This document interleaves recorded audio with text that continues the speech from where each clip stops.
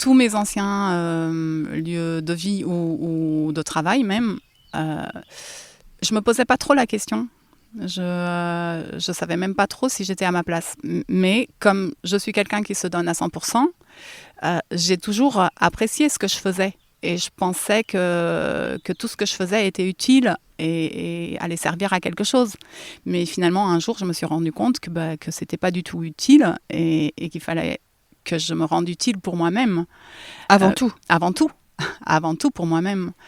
Et parce que je vivais, j'avais une vie un peu métro, boulot, dodo. Et finalement, j'avais pas de sensation. J'étais un peu mécanisée. Quand tu as dit sensation, tu t'es touché les bras là, parce que les gens ne te voient pas. Ouais. Ça veut dire quoi? Parce qu'ici, tu ressens plus ton corps. Ah oui. Oui, évidemment. Une fois que tu es plus proche de la nature, tu te sens partie de cette nature. Tu n'es plus... la nature, elle fait partie de toi. Et toi, tu fais partie de la nature. Donc, à partir de ce moment-là, tu as beaucoup plus de ressenti. Donc, chose que tu n'avais pas dans ton ancienne vie. Chose que je n'avais pas avant. Et j'ai travaillé 17 ans à l'aéroport de Porto. J'étais dans les relations publiques, même si j'avais fait ma formation académique, c'était du tourisme. J'étais dans le tourisme, mais je me suis détournée un petit peu vers les relations publiques. Donc j'ai travaillé 17 ans. Et puis un jour, j'en ai eu marre. Et j'ai tout lâché. J'ai quitté la ville de Porto, j'ai quitté la famille parce que j'en pouvais plus des pressions familiales. Sachant que tu avais déjà un garçon là, tu as ton garçon. Mon fils, hein. Ouais. Mon fils à l'époque avait 8 ans. Donc j'ai quitté Porto. J'ai quitté mon boulot de 17 ans et je suis allée m'installer dans un petit village au nord du Portugal, Viana do Castelo. Viana du Château en français, et c'est un magnifique petit village où on a une qualité de vie exceptionnelle. Comme ici ? À peu près comme ici. Non, ici on est plus au vert quand même. D'accord. C'est un petit village en bord de mer. Et du coup, je suis allée m'installer dans ce petit village et au bout de 2 ans, j'ai créé une boutique de produits du terroir que j'ai adoré tout simplement. Je reprends contact avec la terre.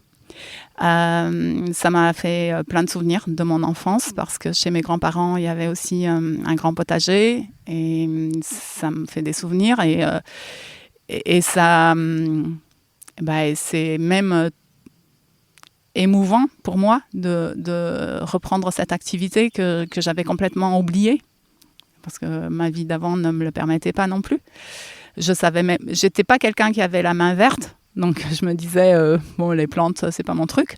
Mais finalement, pendant le confinement, tout s'est révélé à nouveau.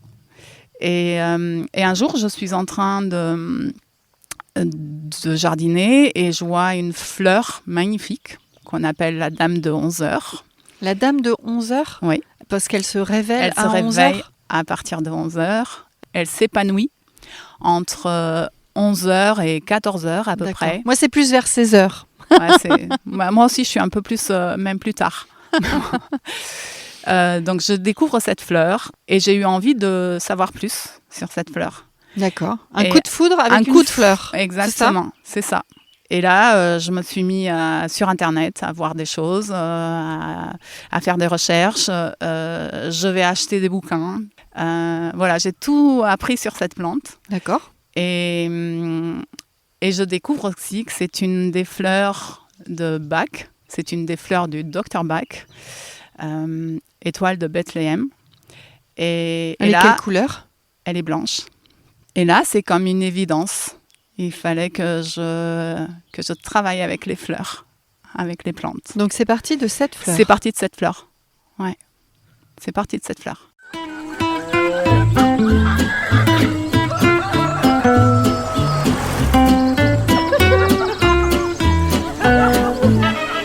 Bonjour, bonsoir et bienvenue chez les Nouvelles Filles de la Campagne. Alors vous venez d'entendre Paola. Alors attention, gare à celui ou à celle qui l'appellerait Paola. Non, c'est Paola.